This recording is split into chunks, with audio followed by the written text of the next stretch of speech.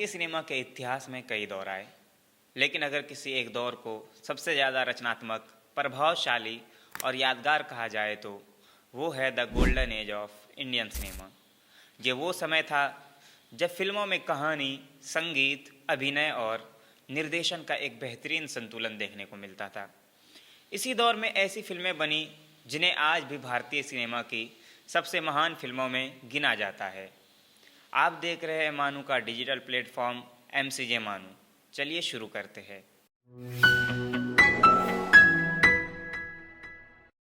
भारतीय सिनेमा का golden age आमतौर पर 1950 से 1960 के दशक को माना जाता है। ये वो समय था जब भारत आज़ादी के बाद एक नए समाज और नई पहचान की तलाश में था। उसी दौर की झलक फिल्मों में भी दिखाई देती थी। फिल्मकार सिर्फ मनोरंजन के लिए फिल्में नहीं बना रहे थे, बल्कि समाज की सच्चाइयों, लोगों के संघर्ष और उनकी भावनाओं को भी बड़े पर्दे पर दिखा रहे थे। इस दौर की सबसे बड़ी खासियत ये थी कि फिल्मों में मजबूत कहानी और गहरा संदेश होता था। फिल्में समाज के मुद्दों को भी छूती थी और दर्शकों को सोचने पर मजबूर कर देती थी। इसी वजह से इस दौर को भारतीय सिनेमा का सबसे रचनात्मक समय माना जाता है। इस समय कई महान फिल्मकार सामने आए, जिनमें राज कपूर, गुरुदत्त, बिमल राय और महबूब खान जैसे निर्देशक शामिल थे। इन निर्देशकों ने भारतीय सिनेमा को एक नई ऊंचाई तक पहुंचाया और फिल्मों को सिर्फ मनोरंजन से आगे बढ़कर एक कला का रूप दिया। अगर हम इस दौर के कलाकारों की बात करें तो उस समय सबसे बड़े सितारे राज कपूर, दिलीप कुमार और देव आनंद थे। इन तीनों को अक्सर भारतीय सिनेमा की ट्रिनिटी कहा जाता है।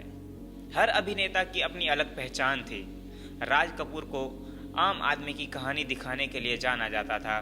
दिलीप कुमार अपने गहरे और भावनात्मक अभिनय के लिए मशहूर थे, जबकि देव आनंद अपने स्टाइल और रोमांटिक छवि के लिए दर्शकों के बीच बेहद लोकप्रिय थे। अभिनेत्रियों में भी कई ऐसी कलाकार थी जिन्होंने इस दौर को और ख़ास बना दिया। उनमें सबसे प्रमुख नाम नरगिस का आता है। नरगिस उस समय की सबसे प्रतिभाशाली और लोकप्रिय अभिनेत्रियों में से एक थी। उन्होंने कई यादगार फिल्मों में काम किया, लेकिन उसकी सबसे प्रसिद्ध फिल्म मदर इंडिया मानी जाती है। इस फिल्म में उन्होंने एक मजबूत और संघर्षशील माँ का किरदार निभाया, जिसने दर्शकों के दिलों पर गहरी छाप छोड़ी। उनके अभिनय को इतना सराहा गया कि उन्हें भारतीय सिनेमा की सबसे महान अभिनेत्रियों में गिना जाने लगा। इसके अलावा मधुबाला भी उस दौर की सबसे खूबसूरत और लोकप्रिय अभिनेत्रियों में से एक थी। उनकी मुस्कान और अभिनय ने लाखों दर्शकों का दिल जीत लिया था। मधुबाला की सबसे प्रसिद्ध फिल्मों में मुगल आजम का नाम सबसे ऊपर आता है, जिसमें उन्होंने अनारकली का किरदार निभाया था। ये किरदार आज भी भारतीय सिनेमा के सबसे यादगार किरदारों में गिना जाता है। इसी दौर में मीना कुमारी भी अपनी खास पहचान बना रही थी। उन्हें अक्सर ट्रेजेडी क्वीन कहा जाता था, क्योंकि उन्होंने कई भावनात्मक और गंभीर किरदार निभाए। उनके अभिनय में एक अलग गहराई देखने को मिलती थी, जिसकी वजह से दर्शक उनसे बहुत जुड़ाव महसूस करते थे। वही वहीदा रहमान भी उस दौर की बेहद सम्मानित और प्रतिभाशाली अभिनेत्री थी। उन्होंने कई अलग अलग तरह के किरदार निभाए और अपने स्वाभाविक अभिनय के लिए जानी जाती थी। गुरुदत्त की फिल्मों में उनका काम खास तौर पर बहुत सराहा गया। अगर हम इस दौर की फिल्मों की बात करें तो कई ऐसी फिल्में हैं जो आज भी भारतीय सिनेमा की क्लासिक फिल्मों में गिनी जाती है। उनमें से एक है मदर इंडिया, जिसे 1957 में महबूब खान ने निर्देशित किया था। ये फिल्म एक माँ के संघर्ष और उसके साहस की कहानी दिखाती है। इस फिल्म ने भारतीय ग्रामीण जीवन को बहुत प्रभावशाली तरीके से प्रस्तुत किया और ये फिल्म ऑस्कर के लिए भी नामांकित हुई थी। इसी दौर की एक और महान फिल्म है प्यासा, जिसे गुरुदत्त ने बनाया था। ये फिल्म एक ऐसे कवि की कहानी है जिसे समाज में पहचान नहीं मिलती। ये फिल्म समाज की सच्चाइयों और एक कलाकार के संघर्ष को बहुत गहराई से दिखाती है।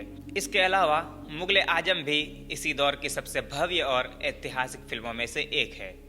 इस फिल्म के शानदार सेट, दमदार अभिनय और यादगार संगीत ने इसे भारतीय सिनेमा की सबसे प्रतिष्ठित फिल्मों में शामिल कर दिया। प्यार किया तो डरना क्या, जब प्यार किया तो डरना क्या, प्यार किया कोई चोरी नहीं की, प्यार। गोल्डन एज के फिल्मों की एक और खास बात थी संगीत। मानो सच मानो या इसको झूठी मानो, बेढब तोरी दुनिया। ओ मोरे रामा जब दरिया कटती जाए रे, उमरिया घटती जाए रे। जब से बलम घर आए मेरा मचल मचल जाए, जब से बलम घर आए मेरा मचल मचल जाए। उस समय के गाने आज भी लोगों की यादों में बसे हुए हैं। मोहम्मद रफ़ी, लता मंगेशकर, किशोर कुमार और मन्ना डे जैसे महान गायकों ने फिल्मों के संगीत को एक नई ऊंचाई दी। अगर हम कुल मिलाकर देखें तो गोल्डन एज सिर्फ फिल्मों का दौर नहीं था, बल्कि ये भारतीय सिनेमा की रचनात्मकता, कला और कहानी कहने की ताकत का सबसे चमकदार समय था। आज भी जब लोग भारतीय सिनेमा की सबसे महान फिल्मों की बात करते हैं तो उनमें से कई फिल्में इसी गोल्डन एज की होती है। यही कारण है कि इस दौर को भारतीय सिनेमा का सबसे यादगार और प्रभावशाली समय माना जाता है। फिलहाल के लिए इतना ही। मैं हूं शहाब अजहरी और आप देख रहे थे हमारा प्रोग्राम फिल्मी एनालिसिस। मिलते हैं अगले प्रोग्राम में किसी नए टॉपिक के साथ। तब तक के लिए धन्यवाद।